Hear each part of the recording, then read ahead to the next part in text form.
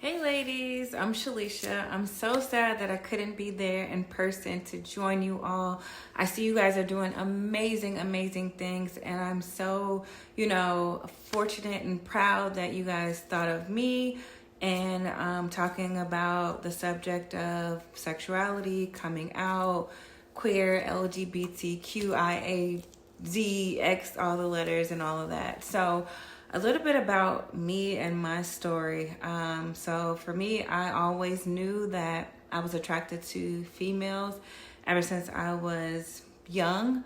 And it was something that I personally struggled with because it wasn't normal, quote unquote. I didn't know who to talk to about it. I didn't know who I could feel safe and trusting what I felt like I had to keep a secret. And it kind of pushed me into a space where I felt like I had to be something other than who I knew I was deep down inside, or at least who I was attracted to. And for a long time, I dated guys, and I was a little confused about my feelings towards men because I knew that, again, deep down inside, I was looking at the women. And so in high school, I had my first girlfriend, but it was a secret. Nobody knew, and if anybody had an inkling that we were together and they would ask me, I would deny, like, no, what do you mean? Absolutely not. Like, I'm not gay. And I just felt like I just had to hide it and suppress it and turn down any accusations of anybody thinking that I might be gay.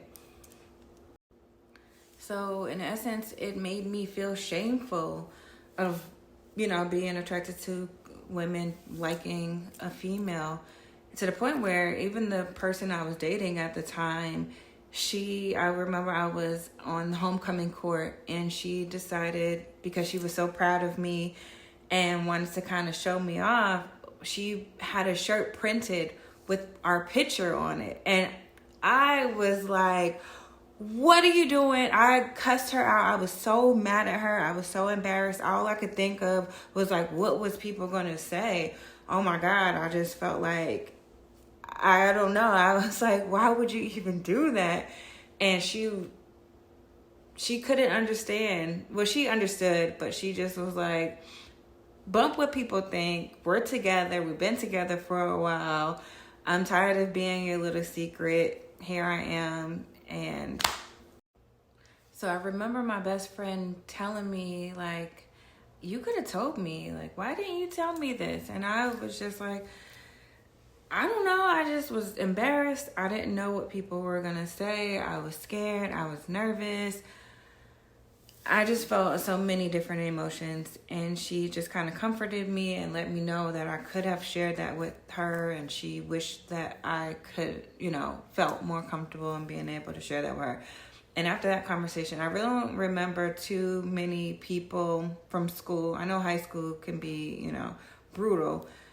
I don't really remember anybody saying anything out the way, so maybe it was a situation that I was a little bit more in my head thinking about what other people were going to think about me as it relates to high school. But when it got to my family, I remember I told my older sister, and she was like, I already knew.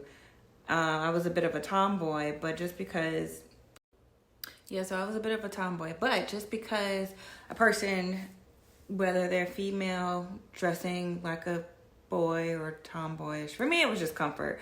But that I just don't want to get that misconstrued, that just because a woman dresses masculine or wears baggy clothes or tomboyish, that does not mean that they are gay. But I told my sister. Then my mom kind of found out, and she was questioning me, and like, she was not happy. So she was like, so you gay now? And she was all confused, and the tone in which she asked me made me want to go back into my shell, where I felt like finally I could come out. She made me feel like I should be ashamed to be this way, and like, oh, where'd you get this from? And made me feel like it was a trend, a fad. It wasn't something. So my mom kind of maybe, I don't know, intentionally, unintentionally made me feel like I was wrong and that this wasn't really who I was, and it was just a phase. And I was trying to convince her that no, actually, it's not. But okay. And I've always been, I feel like, a bit of a rebel anyway. So it just, for me, was a little bit of fuel to my fire. Like, okay, whether you like it or not, this is me all day, every day. And from there, I just kind of like let it be known. Not really telling everybody, but I also wasn't trying to keep it a secret. Then when I went to college, things started changing. Long story short, I started dating a guy in college, and I felt like I kind of reverted back to those earlier days, because now I was finding that, wait a minute, I am attracted to both females and males. And it's one thing to hide from the world and feel like you're in a closet by being gay. And then it's a whole nother thing to be a part of the gay community and, you know, identify as being gay. And also now adding another layer to that of not only do I like girls, but I also think I like guys. And so now I'm considered bisexual. But at that time, for me, in the gay community, it was like nasty to be bisexual. It's like, oh, you want your cake and eat it too. So now I felt like I was getting criticism from both ends of the spectrum.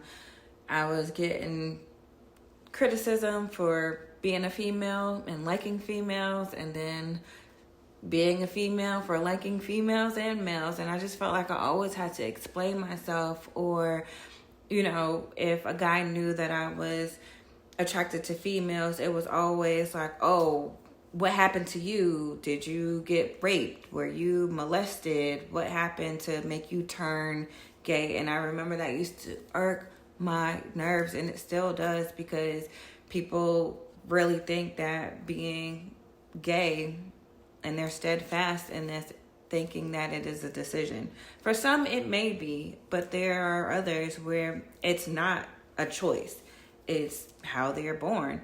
And I know that's a huge debate, but it's just something that is a trick.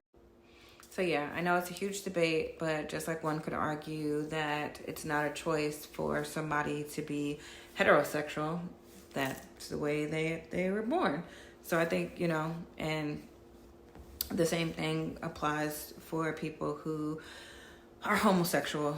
And now we are moving into a new era where pronouns are more prominent, and people are,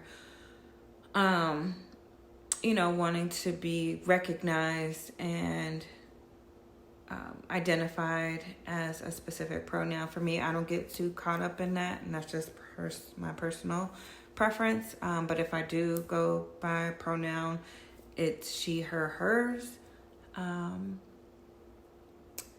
And to each his own when it comes to pronouns. So, derogatory terms. For me, two that come to mind are dyke. I don't really like that word. I feel like it is demeaning, degrading, a word used to put down people who do like the same sex. And I know this is like an old school one, bulldagger. I feel like the older folks use that term for people who are gay. So those are two for me. And then also I would add faggot to that. I don't like to use that word. I don't like to hear that word. And for me, I think I'm just Shalisha. I don't really like labels too much, even bisexual. I guess, you know, when it comes to my sexuality, that's the correct term, but But yep, Shalisha works just fine with me. Even variations of Shalisha, Lily, Leisha, they all work for me. But yeah, that's just like a quick spiel of me and my sexuality, what I identify as, a little bit of my story. It has definitely been a pleasure and an honor to come to you guys and share that. Unfortunately, I couldn't be there in person, but hopefully this video does some justice. Thank you so much for all the great things that you do. Nika, much love for you even reaching out and thinking of me to be able to share my story. I hope that it serves a great purpose and that we all can, grow and learn something from this and continue to be great. All right. Have a great one.